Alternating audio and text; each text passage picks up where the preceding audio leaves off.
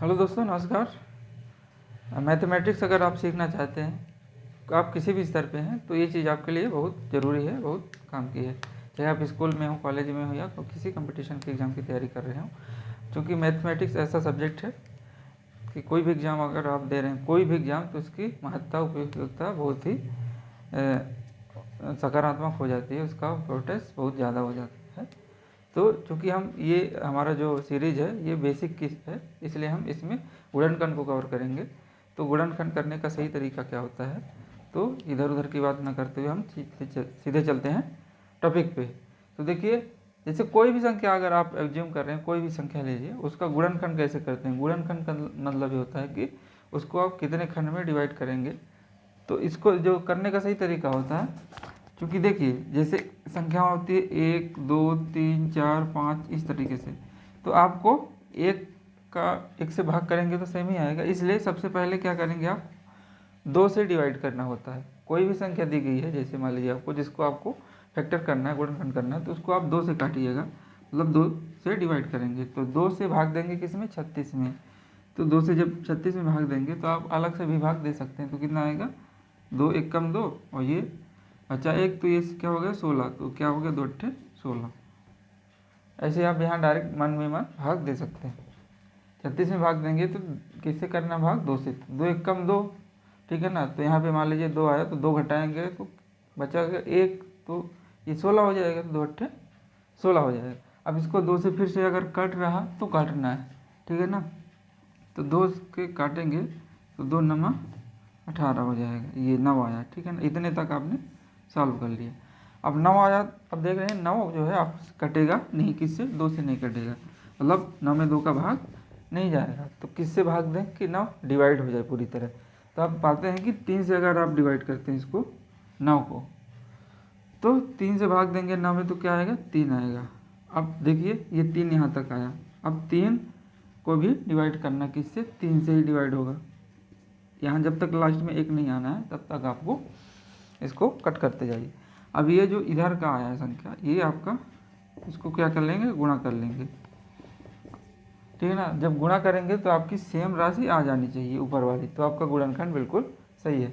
मतलब 2 दूना 4, यहाँ 4 3 12 3 36, तो ये आपका गुणनखंड ये हो गया ये। तो इस तरीके से आपको करना चाहिए।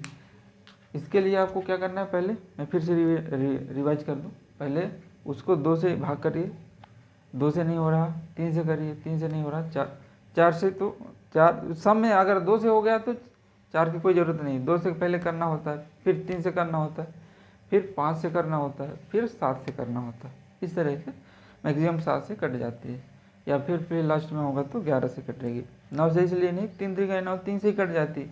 अगर 9 से कटेगी तो 3 से ही कट जाती पहले। इसी प्रकार अगर 4 से कटती या 6 से कटती तो 4 वाली जो है 2 से ही कट जाएगी पहले, और 6 वाली 2 और 3 से पहले ही कट चुकी होगी। तो एक एग्जांपल और हम देखते हैं। समझ लीजिए, मान लीजिए कोई संख्या आपके पास, कोई भी, सपोज दैट आपके पास 84 है। 84 अभी थोड़ा सरल सरल सा ले रहे हैं, तो इसको क्या करेंगे, 2 से डिवाइड करेंगे। तो 2 चौको 8, 2 दूना 4, इतना है। इसका मतलब सीधा सा ये होता है कि 84 में 2 से भाग करना है। अब यहाँ पे 42 में देखिए 2 से अगर कट रहा है तो 2 से काटेंगे। तो 42 को किससे काट रहे हैं, 2 से, मतलब 42 में 2 का भाग देंगे। तो 2 दूना 4, 2 एकम 2, 21 आया। अब 21 2 से डिवाइड नहीं होगा, क्योंकि विषम संख्या आप देख पा रहे होंगे। तो 3 से काट लेंगे, ट्राई करना चाहिए 3 से, उसके बाद फिर 5 से, फिर 7 से। तो 3 से 3 7 21, मतलब 3 से डिवाइड हो रहा। तो यहाँ पे क्या आ जाएगा, 7। अब जो 7 है, 7 आया, केवल 7 से ही डिवाइड होगा, ना 2 से होगा ना 3 से। तो 7 को 7 से करेंगे भाग तो 1 आएगा। इतने तक आपको काटते जाना। अब देखिए आपको यहाँ से जो भी संख्या आई है उसका क्या करेंगे, गुणा कर लेंगे। तो गुणा करेंगे तो 2 दूनी 4, 3 12, 12 सत्ते 84, ये आ गया। तो जब गुणा करने पर आपका जो मूल राशि है वो वापस आ जाएगी। तो इस तरह से ये आपका गुणनखंड हो गया, फैक्टर। एक बार आप इसको फिर से समझ लीजिए, यहाँ से समझते हैं, यहाँ से 36 इस तरह से हमने डिवाइड किया, 2 से पहले, फिर 2 से, फिर 3 से, फिर 30। इसी प्रकार 84 को करेंगे तो ये हो गया। एक आध एग्जाम्पल और देख लेते हैं हम। तो जैसे एग्जाम्पल देखते हैं हम, कितना कर लें, थोड़ा सा लंबी राशि ले लें। तो हम ले लेते हैं 200, कितना ले लें 200, 250 ले लेते हैं।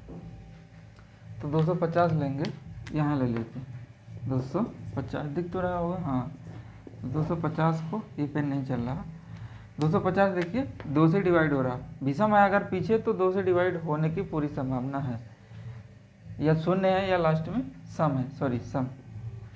तो इसको 2 से डिवाइड करेंगे तो 2 एक कम 2 और 2 दूना 4, ये क्या हो गया बच्चा 1, तो 2 पंचे 10, मतलब 250 में 2 से भाग करना है सीधी सरल भाषा में। अब यहाँ पे क्या है 125 आया, 125 को आप देखिए 2 से तो डिवाइड होगा नहीं, इसलिए 3 से पहले ट्राई कर लेते हैं। अब चूँकि अगर आपका बेसिक है इसलिए आपको भाग अलग से करना पड़ेगा, अगर स्ट्रॉन्ग है तो आप मन ही मन कर जाएंगे कि 125 जो है 3 से डिवाइड नहीं होगा, 3 चौक को 12 तो हो जाएगा, लेकिन ये 5 में आप जाके फंस जाएंगे। तो जब एक ऐसा अगर हो कभी तो आप क्या करेंगे, जो संख्या उसमें भाग करके आप देख लीजिए 3 से, तो 3 से पूरी तरह भाग नहीं जाए, इसकी शर्त ये है कि पूरी तरह भाग आपका जाना चाहिए।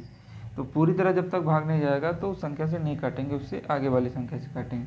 तो देखिए यहाँ पे ये 125 है, अब आपको अनुभव है तो सीधे समझ जाएंगे ये 5 से ही कटेगा, उससे पहले नहीं कटने वाला। तो 5 से काटेंगे, 5 दूना 10 और बचेगा 2, तो 5 25, मतलब 125 में 5 से भाग करना है सरल भाषा में। फिर अब देखिए 125 को 5 से काटा 25 आया, अब 25 भी 5 से ही कटेगा, यहाँ पे क्या आ जाएगा 5 25 और ये 5 का एक बार, 5 एक कम 5, तो आपका जो आया गुणनखंड का 2 गुणे 5 गुणे 5 गुणे 5, ये गुणनखंड का सरलतम तरीका है। अच्छा, मतलब जो सबके समझ में आए, बेसिक है चूँकि, इसलिए ये गुणनखंड का हो गया। अब इसमें एलसीएम कैसे करते हैं, लोवेस्ट कॉमन फैक्टर, और एक होता है एचसीएफ हाईएस्ट कॉमन फैक्टर, मतलब लघुत्तम समावर्तक और महत्तम समावर्तक। क्योंकि ये बेसिक चीज़ें हैं, बेसिक अगर आपका अच्छे से क्लियर है तो आगे चल के आपको कोई दिक्कत नहीं होने वाली। तो ये आपका गुणनखंड ऐसे किया जाता है, आपने देख लिया 3 एग्जाम्पल है, एक आध 2 और कर लीजिए सरल में। उसके बाद आप एलसीएम जब करेंगे, एलसीएम तो आपको बहुत सहायता उससे मिलने वाली है। तो अगली सीरीज होगी हमारी एलसीएम, हम उसमें सिखाएंगे बेसिक से। बेसिक इसलिए है कि अगर बेसिक आपसे आ जाएगा तो एडवांस आप अपने आप कर जाएंगे, आप प्रैक्टिस करेंगे तो अपने आप से आ जाएगा। तो ये आज का वीडियो रहा, इसमें हम एक आध और देख लें, एक और देख लेते हैं कोई, जैसे यहाँ पे इसी को ले लेते हैं, इसको 136 कर लेते हैं, 136 जैसे करते हैं, 130 कर लेते हैं, आपको थोड़ा सा अलग रहे। तो इसको देखिए यहाँ पे 130 है, लास्ट में शून्य है, तो मतलब 2 से डिवाइड हो सकता है, 2 से हो जाएगा या तो 5 से होगा। तो पहले 2 से ही ट्राई कर लेते हैं, तो 2 छक्का 12 बचा 1, तो 2 पंचे 10, ये आ गया 5। अब देखिए 3 से करेंगे तो 3 दूना 6 है, लेकिन 5 डिवाइड नहीं हो रहा, इसलिए 3 से नहीं कटेगा, तो 4 से संभावना नहीं है, 4 से अगर कटना होता 2 से ही कट जाता, इसलिए 5 पे जाएंगे। तो 5 से काटेंगे तो 5 एकम 5 और 5 3 15। तो ये टेक्निक आपको धीरे धीरे आ जाएगी, 5 में 65 में भाग देंगे ऐसे मन में ही, तो 5 एकम 5, एक बार गया, यहाँ पे 6 में 1 घटाए तो कितना बचा, 1 बचा, तो ये क्या हो गया, इधर संख्या उतरती है ना, तो 15 हो गया, 5 3 15। अब ये 13 जो है तो केवल 13 से ही कटेगा, तो गुणनखंड जो आ गया 2 गुणे 5 गुणे 13, ये आपका गुणनखंड आ चुका है। तो इस तरह से आप कठिन से कठिन संख्या सरल से सरल कर पाएंगे, मेरा विश्वास है। अगर आपको डाउट हो रहा कोई भी, तो आप वीडियो को शुरू से एक बार फिर से देख लीजिए, सारी चीज़ें आपके समझ में आ जाएंगी।